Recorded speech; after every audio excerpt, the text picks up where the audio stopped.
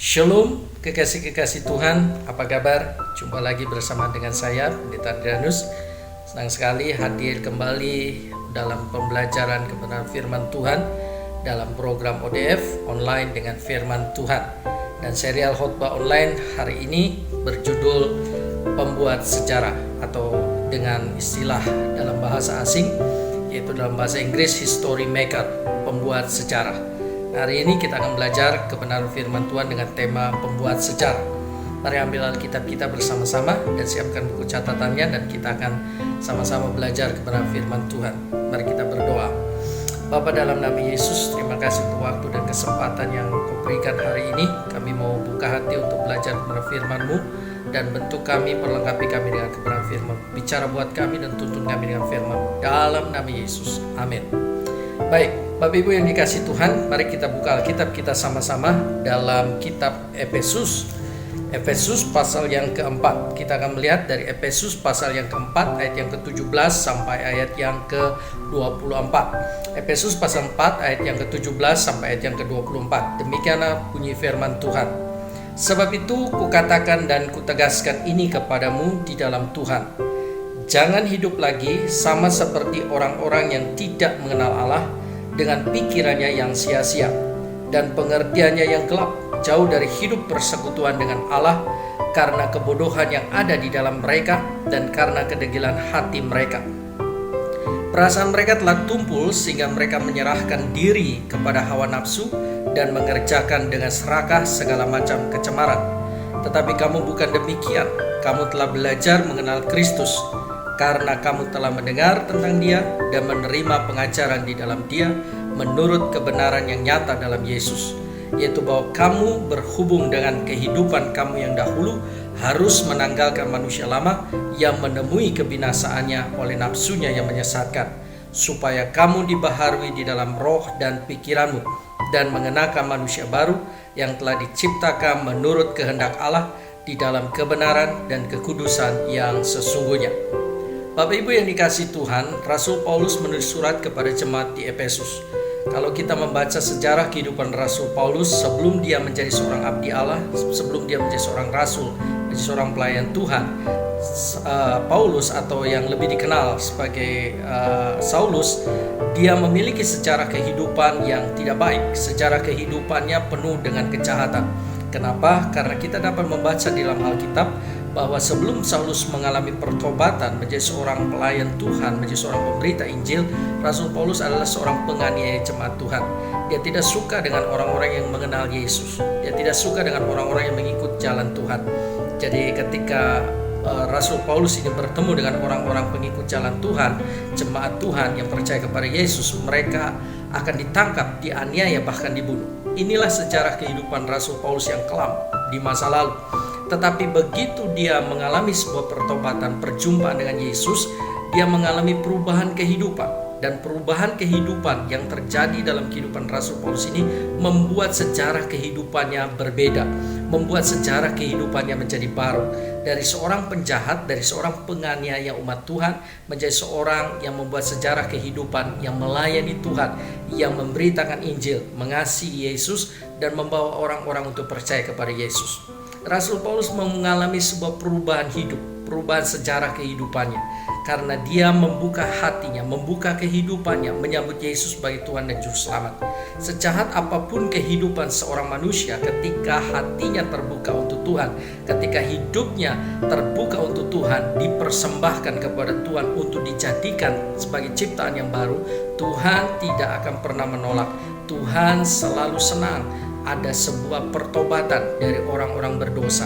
Sebab Alkitab sendiri mengatakan bahwa Allah tidak menghendaki kematian orang fasik, tetapi Allah menghendaki pertobatan orang yang benar. Itu sebabnya ketika kita pun memiliki masa hidup atau sejarah kehidupan di masa lalu yang buruk, yang jahat, yang penuh dosa, yang penuh dengan pemberontakan kepada Tuhan. Tetapi persoalan yang terpenting hari ini adalah ketika kita masih diberikan kesempatan hidup dengan keadaan kondisi hidup yang hari ini, apakah sejarah kehidupan kita akan mengalami perubahan? Ataukah sejarah kehidupan kita akan masih tetap sama dengan kehidupan kita di masa yang lalu, di masa yang lalu yang penuh dengan kejahatan yang masih kita buat sampai hari ini.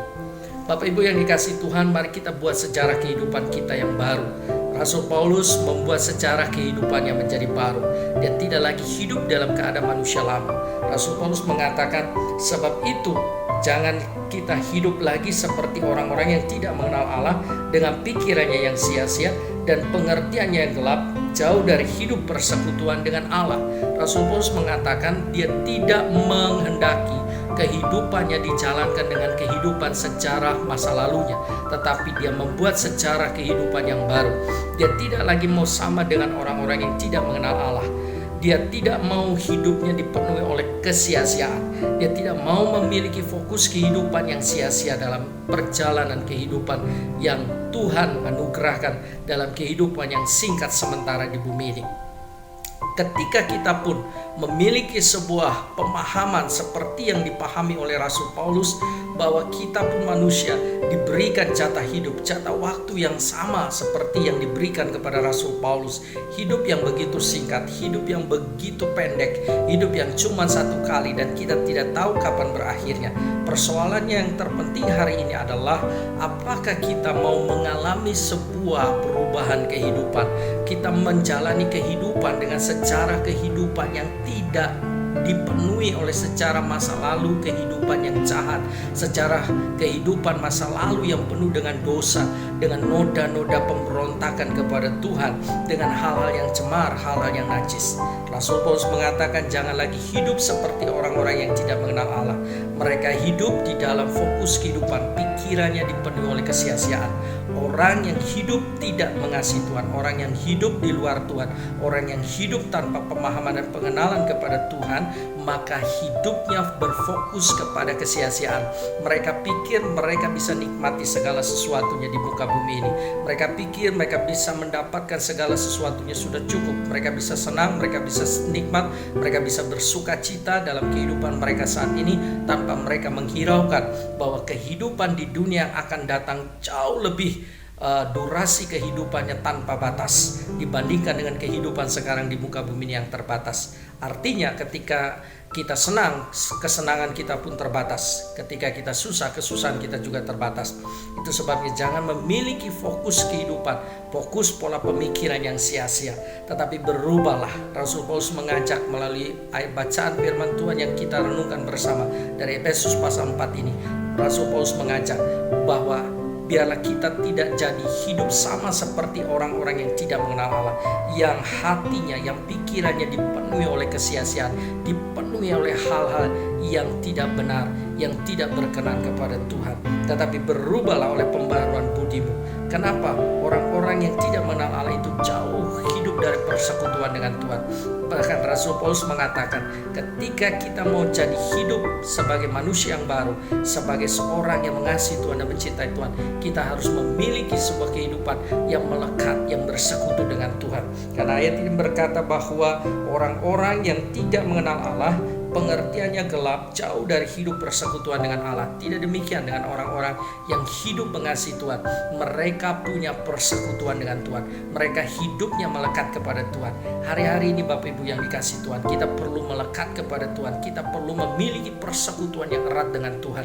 Tanpa Tuhan kita tidak bisa buat apa-apa. Di luar Tuhan kita tidak bisa melakukan segala sesuatu. Kita bukan apa-apa. Kita manusia penuh dengan kekurangan dan kelemahan. Tetapi di dalam Kristus, di dalam Tuhan, kita akan seperti carang yang melekat pada pokok anggur yang benar. Kita akan menghasilkan buah.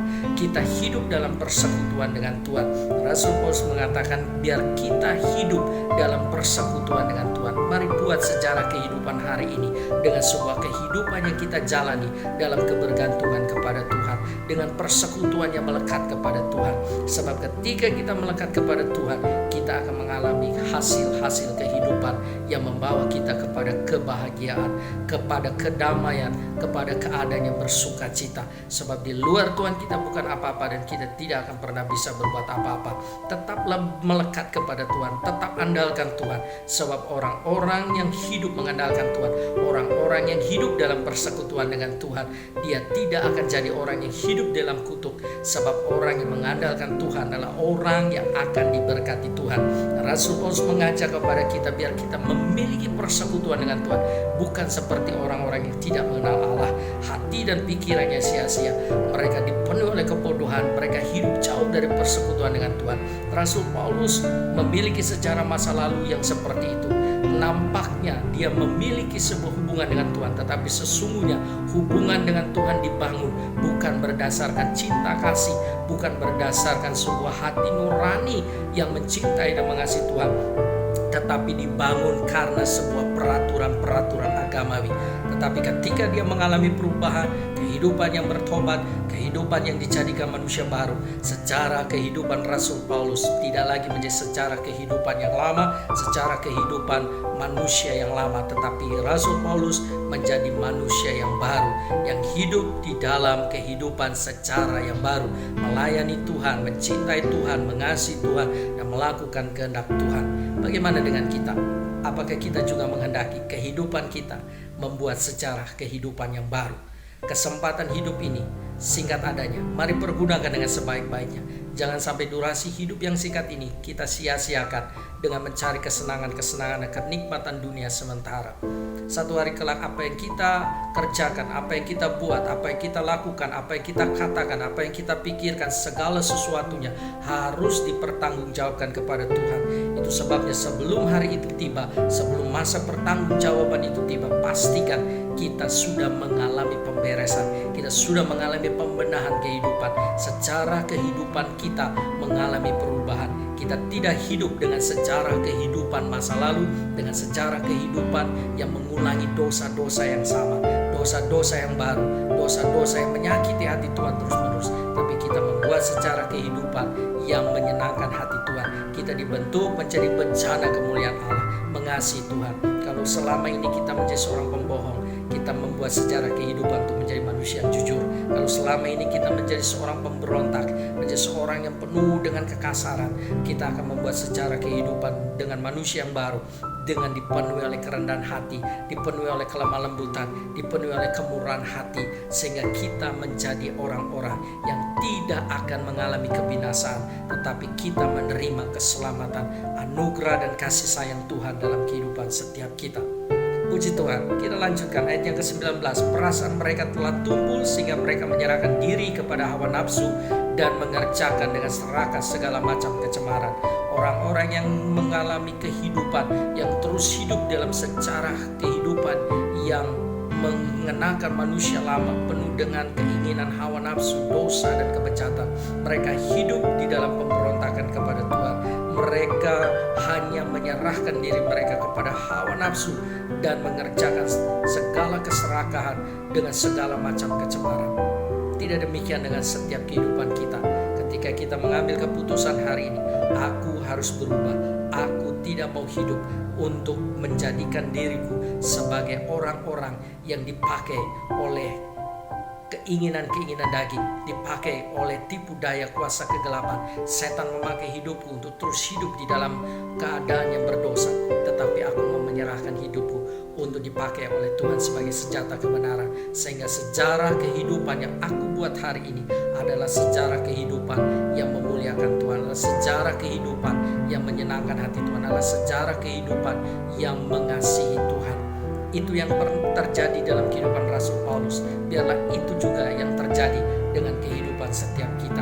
Artinya kita tidak lagi menjadi manusia lama, tapi kita menjadi manusia baru yang dipenuhi oleh kasih ilahi, yang dipenuhi oleh ketaatan dan penundukan diri kepada Tuhan. Sehingga yang kita kerjakan, kita tidak hidup memenuhi hawa nafsu diri kita sendiri, hawa nafsu kedagingan kita, tapi kita justru melakukan kehendak Allah.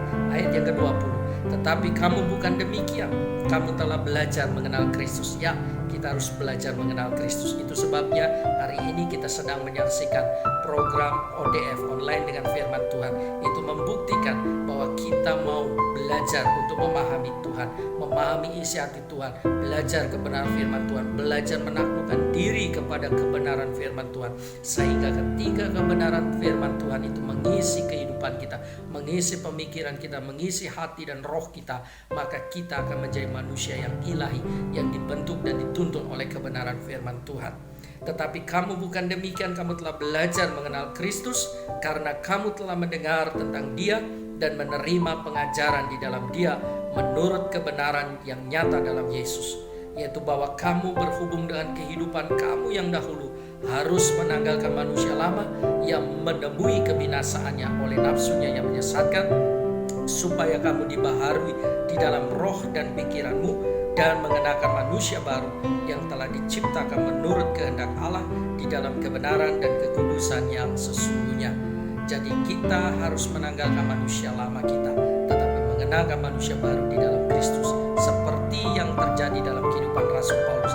Rasul Paulus tidak lagi hidup mengenakan manusia lama, tapi dia mengenakan manusia baru. Karena manusia lamanya Rasul Paulus hidup dalam sejarah kehidupan yang kelam, hidup dengan sejarah kehidupan yang dipenuhi oleh kejahatan, oleh hal-hal yang menyakiti hati sesamanya, memberontak terhadap perintah Tuhan, melakukan dosa, melakukan banyak hal yang menyakiti hati Tuhan. Dan semuanya itu kalau terus dikenakan, Paulus mengatakan manusia lama ini akan menemui kebinasaannya. Ya, karena kenapa menemui kebinasaannya? Karena dipenuhi oleh nafsu yang menyesatkan. Segala nafsu yang menyesatkan akan mengalami kebinasaan. Itu sebabnya tanggalkanlah segala sesuatu yang dipenuhi oleh nafsu yang menyesatkan. Manusia lama kita harus ditanggalkan, tetapi kita harus mengenakan manusia baru. Jadilah pribadi yang berkenan kepada Tuhan. Jadilah pribadi yang hidup mengasihi dan memuliakan Tuhan. Buat sejarah kehidupan yang memuliakan Tuhan. Buat sejarah kehidupan yang mencintai dan mengasihi Tuhan. Saat kita hidup dengan kehidupan manusia yang baru, maka hidup kita tidak lagi dituntun oleh daging, tapi hidup kita dituntun oleh roh. Sejarah hidup kita bukan sejarah yang diwarnai oleh kejahatan. Sejarah hidup kita bukan diwarnai oleh setiap perkara dosa dan kenajisan, tetapi yang ada dalam kehidupan kita adalah sejarah kehidupan yang diwarnai oleh kasih Kristus yang dituntun oleh kebenaran. Sebab Alkitab mengatakan ketika kita mengenakan manusia baru, kita diciptakan menurut kehendak Allah di dalam kebenaran dan kekudusan yang sesungguhnya. Inilah saatnya, inilah waktunya, inilah kesempatannya untuk kita mengambil sikap dan keputusan yang benar. Apakah kita mau hidup di dalam kehidupan membuat sejarah yang baru yang akan dikenal sebagai orang yang mencintai dan mengasihi Tuhan, atau justru sebagai orang yang tidak mengasihi Tuhan? Jadilah seperti Daud. Dalam Alkitab ini Tuhan pernah berkata, dan Alkitab justru memberitahukan kepada kita bahwa Tuhan sendiri memberikan penilaian kepada Daud seperti ini. Aku telah menjumpai Daud bin Isai, seorang yang berkenan di hatiku. Kenapa Daud bisa dijumpai Tuhan seorang yang berkenan di hati Tuhan?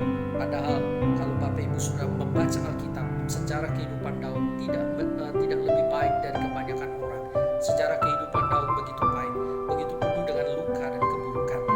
Dan salah satu contoh ketika Nabi Samuel datang untuk diutus Tuhan mengurapi salah seorang anak Isai, yaitu Daud, untuk jadi raja, tetapi pada saat perkumpulan tersebut Daud tidak diikut sertakan, Daud tidak dianggap, Daud tidak dipedulikan, Daud tidak masuk hitungan. Tetapi dengan baik, sejarah kehidupan yang baik, sejarah kehidupan yang penuh dengan hal-hal yang tidak mengenakan, itu tidak menjadikan Daud untuk menjadi seorang pembuat sejarah kehidupan yang berkenan, yang mengasihi Tuhan, dijadikan sebagai pribadi yang memuliakan Tuhan. Sehingga Tuhan berkata tentang Daud, aku telah menemukan orang ini, orang yang berkenan di hatiku. Apakah kita menjadi juga seperti Daud? Akankah kita menjadi juga seperti Daud? Ketika Tuhan berkata, aku menemukan orang ini, aku menemukan Andreas, aku menemukan, sebut nama Bapak Ibu Saudara sekalian, orang yang berkenan di hatiku. Kenapa kita bisa menjadi berkenan di hati Tuhan? Seperti apa yang dilakukan Daud. Kita mengatakan, aku menjumpai Daud seorang yang berkenan di hatiku, karena Daud melakukan kehendak Tuhan pada masanya. Itu sebabnya hari ini ketika kita pun melakukan kehendak Tuhan pada masa kita hidup, pada zaman kita hidup, buat sejarah kehidupan